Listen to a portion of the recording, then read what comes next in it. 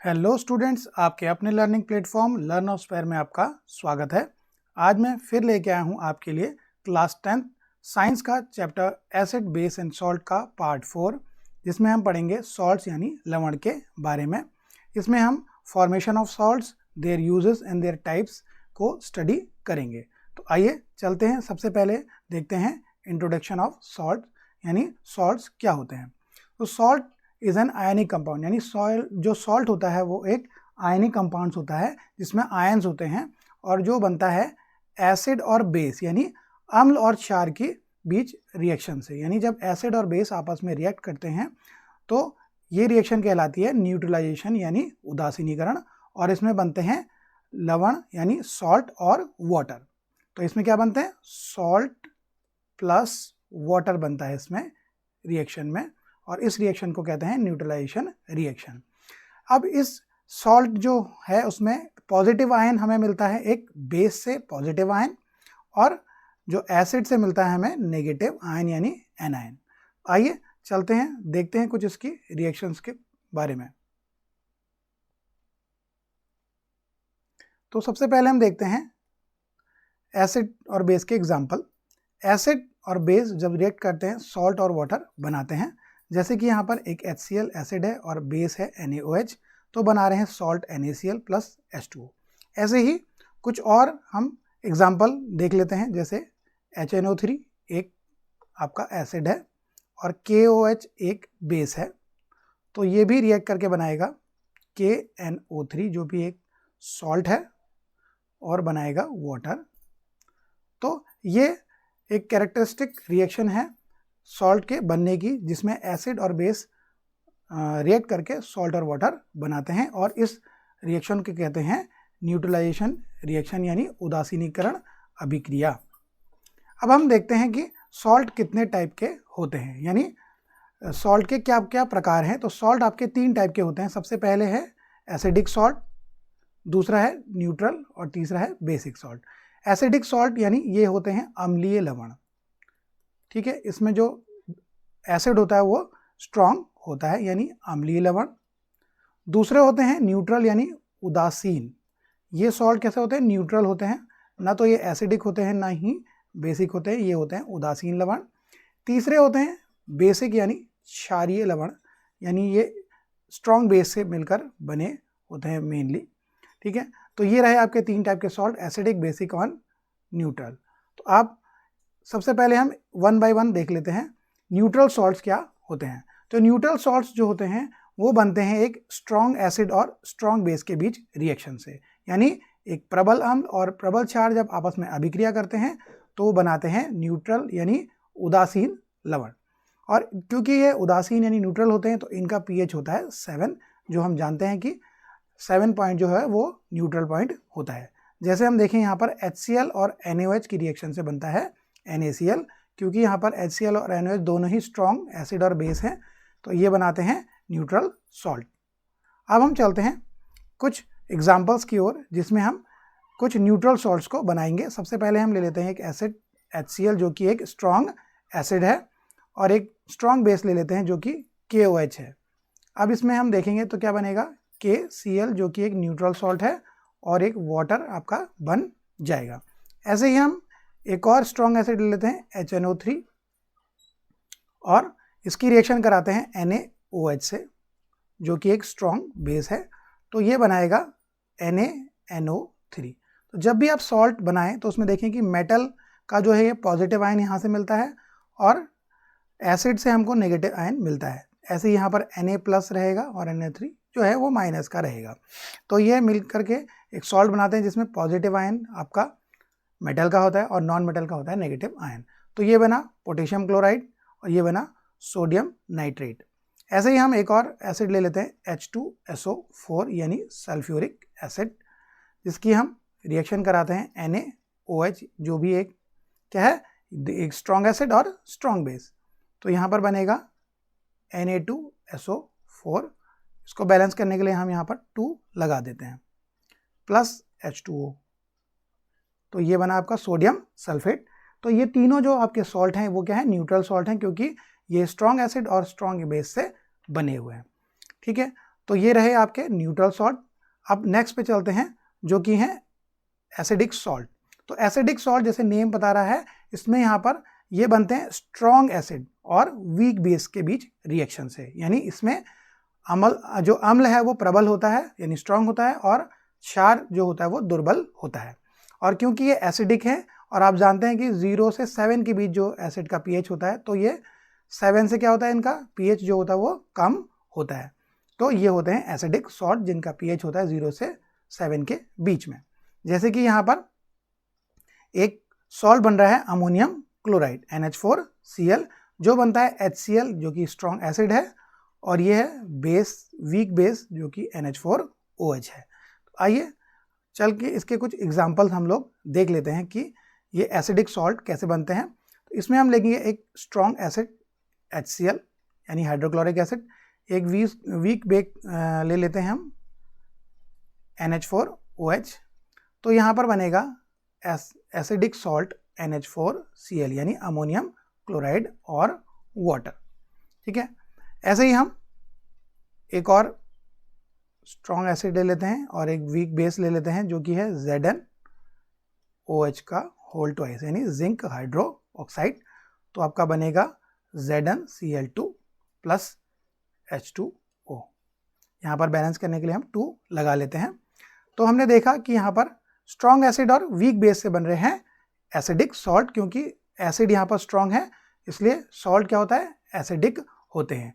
और ये acidic salt क्या करते हैं, ये ब्लू लिटमस को रेड कर देते हैं, क्योंकि ये क्या होते हैं, एसिडिक होते हैं। तो इनका पीएच 0 से 7 के बीच होता है, तो ये ब्लू लिटमस को रेड भी कर देते हैं। तो ये रहे कुछ एसिडिक सॉल्ट, इनकी फॉर्मेशन। अब हम चलते हैं कुछ बेसिक सॉल्ट की ओर कि कैसे बनते हैं। तो बेसिक सॉल्ट जैसे कि नेम बताता है, ये इसमें जो होता है वो बेस स्ट्रॉन्ग होता है, यानी स्ट्रॉन्ग बेस और वीक एसिड के बीच रिएक्शन से ये बेसिक सॉल्ट बनते हैं। और क्योंकि ये बेसिक हैं तो इनका जो पीएच है वो 7 से 14 के बीच होगा, यानी 7 से ज़्यादा होगा, क्योंकि ये बेस होते हैं और बेस हम जानते हैं कि 7 से 14 के बीच इनका पीएच होता है। तो बेसिक सॉल्ट बनते हैं एक प्रबल क्षार और दुर्बल अम्ल, क्योंकि ये क्षारीय लवण होते हैं तो क्षार यहाँ पर प्रबल होता है यानी बेस स्ट्रॉन्ग होता है। एग्जाम्पल पे देख लेते हैं हम कि यहाँ पर एक जो NaOH है वो एक क्या है, प्रबल क्षार यानी स्ट्रॉन्ग बेस है, और कार्बनिक अम्ल यानी H2CO3 एक वीक एसिड है। तो इससे मिलकर बनता है हमारा Na2CO3। आइए अब इनके कुछ एग्जाम्पल हम खुद करके देख लेते हैं।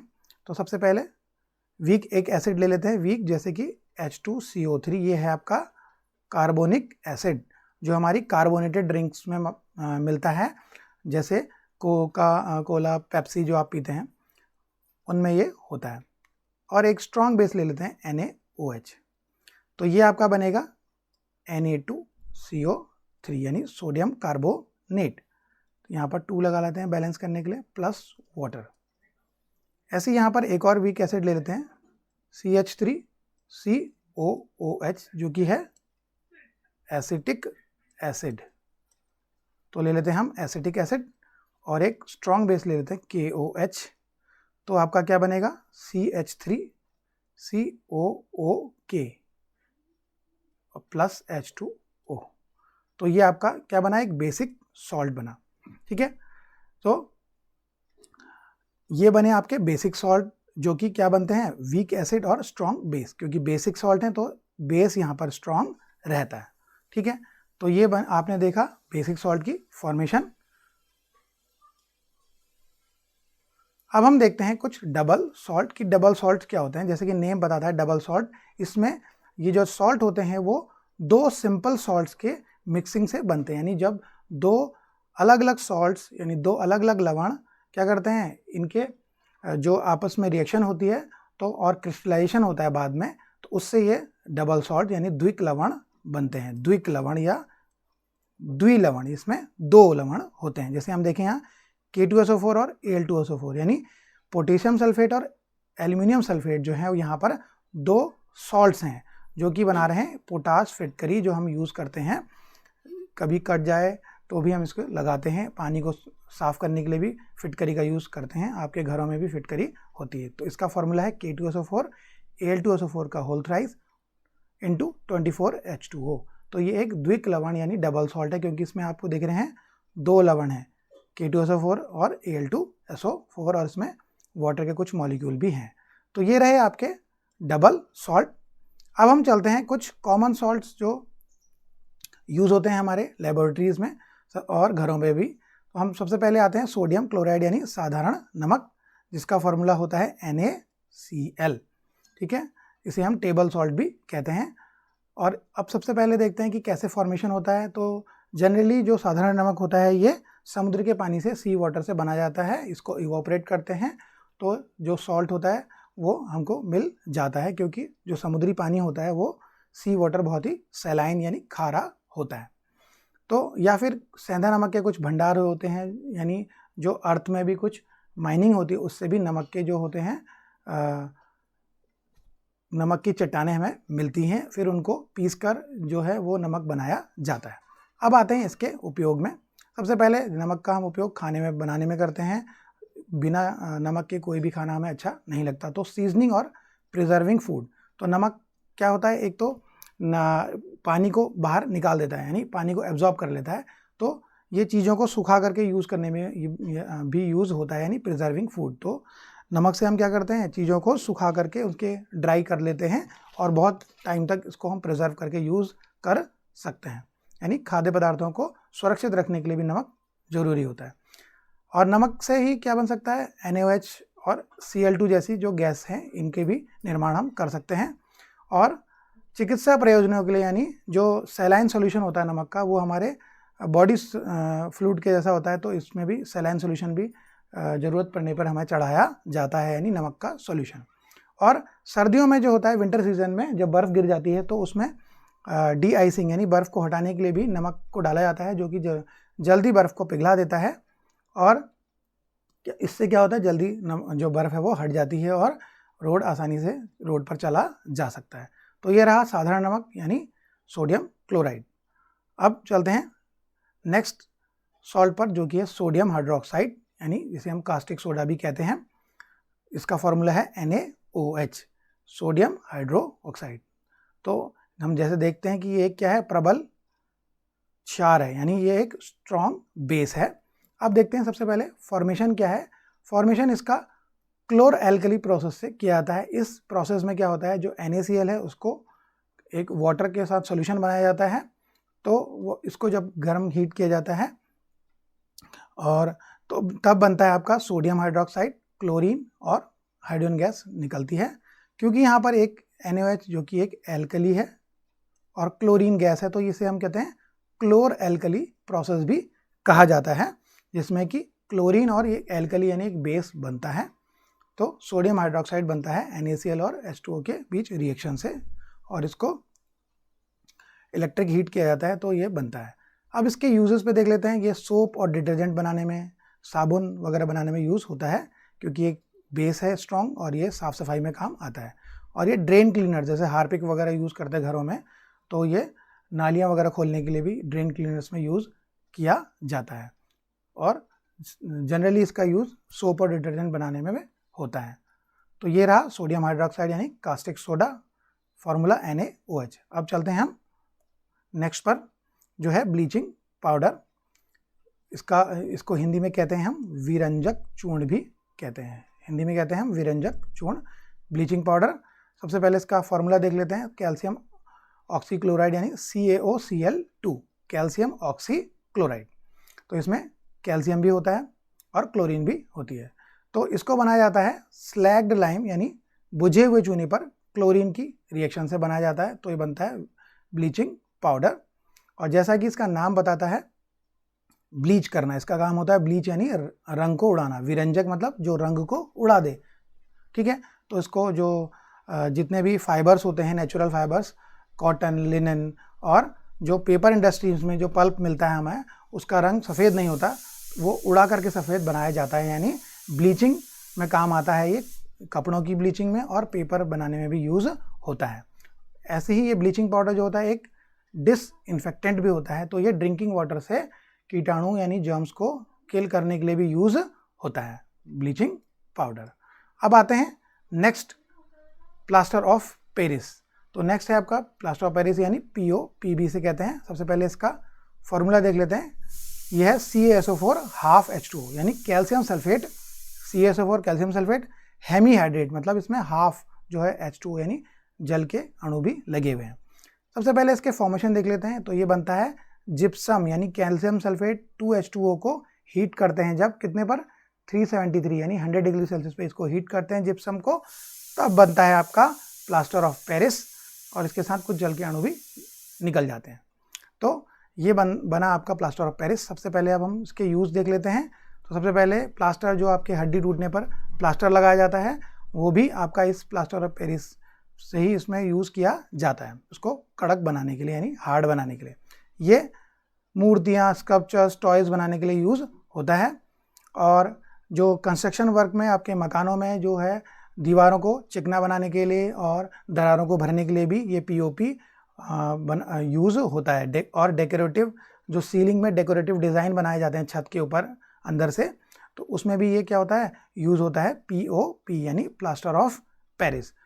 तो आपने इसके फॉर्मूला और यूज़ देखे। अब नेक्स्ट में चलते हैं जो कि है बेकिंग सोडा। तो baking soda sodium bicarbonate, इसका फॉर्मूला है NaHCO3, सोडियम बाय कार्बोनेट।